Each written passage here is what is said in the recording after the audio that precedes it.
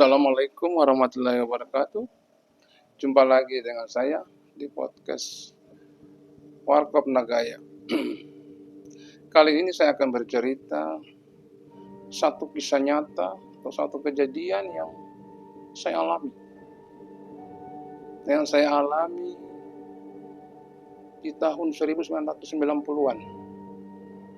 Ini sebuah kejadian yang saya katakan sebagai sakaratul maut. Sakaratul maut. Jadi, waktu itu saya ini mendapat satu masalah atau satu persoalan yang saya tidak mengerti atau tidak tahu, ya kan, jalan keluarnya.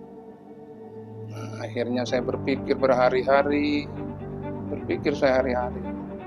bagaimana jalan keluar ini masalah.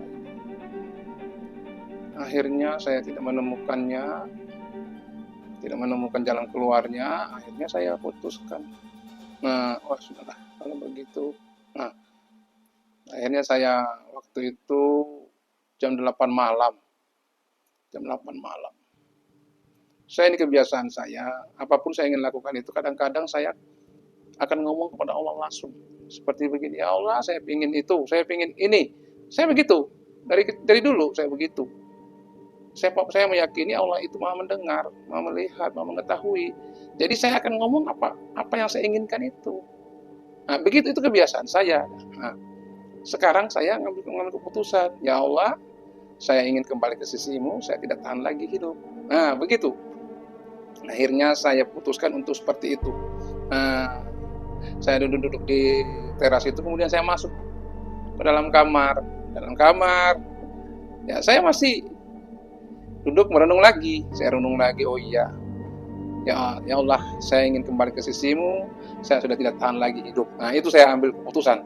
Akhirnya saya ulang-ulang itu beberapa kali, kemudian saya baring di ranjang.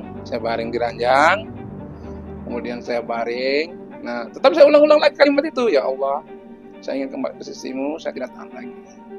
Itu terus saya ulang-ulang beberapa kali. Nah, tiba-tiba waktu itu suasana kamar saya itu berubah, yang tadinya panas berubah menjadi sejuk. Seperti sebuah gua, sejuk di dalam kamar itu. Jadinya sejuk. Nah, saya langsung heran, kok tiba-tiba suasananya jadi sejuk. Nah, suasana sejuk itu dibarengi dengan saya tidak dengar lagi suara apa-apa. Maka di sebelah kamar itu ada keluarga saya lagi nonton, itu saya. Tapi saya tidak dengar lagi suara-suara itu. Yang saya tahu itu kesunyian, sepi. Saya berada di sebuah gua ceritanya, kayaknya begitu. Karena suasananya itu sejuk sekali. Nah, dalam keadaan sejuk dan hening itu, ya kan, saya tetap aja sambil baring itu mengatakan, ya Allah, saya tidak tahan lagi, saya ingin kembali ke sisimu. Itu terus saya ulang-ulang terus. Akhirnya saya merasa ada yang datang. Karena kita kalau di sebuah ruangan yang sepi begitu, kalau ada sesuatu yang berkelebat atau apa itu, kita akan rasa. Nah, saya begitu juga. Saya rasa di kamar saya itu ada yang datang. Nah, ada yang datang. Hati saya ngomong gitu, kok ada yang datang. Nah, begitu saya menyadari ada yang datang, tiba-tiba dari perut saya ini bergerak. Nah, bergerak perlahan. Nah, saya masih tetap mengatakan, ya Allah, saya tidak tahan lagi, saya ingin kembali ke sisimu, ya Allah. Begitu seterusnya, ya Allah, saya tidak tahan lagi, saya ingin kembali ke sisimu, ya Allah. Itu terus saya ulang-ulang. Ini tetap bergerak ke atas, naik dikit. Saya mengulang terus kalimat itu juga sambil bergerak. Nah, pada saat bergerak terus itu, saya tetap mengulang kalimat yang saya, ya Allah, saya tidak tahan lagi, saya ingin kembali ke sisimu. Begitu seterusnya. Nah, pada saat bergerak terus, pas dia posisinya di sini, di dada ini, saya tersentak, saya kaget, saya takut. Saya langsung katakan, ya Allah, saya masih banyak dosa, ya Allah. Akhirnya saya berusaha untuk bangkit. Ya Allah, jangan dulu, ya Allah, saya masih banyak dosa, ya Allah. Saya berusaha untuk bangkit. Lama saya berusaha begitu. Kaki saya ini saya gerakan lama sekali.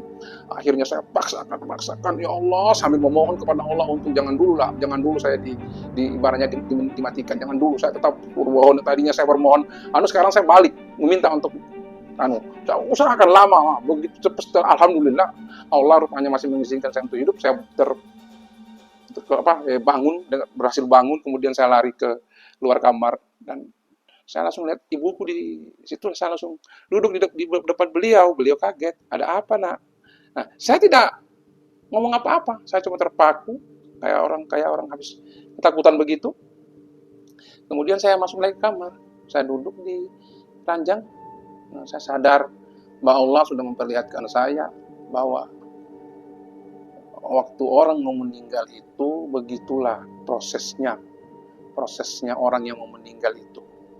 Untung saja, karena kata Allah, kalau sudah di tenggorokan sini, selamat tinggal, tidak bisa lagi. Berhubung masih di sini, saya masih bisa bangkit.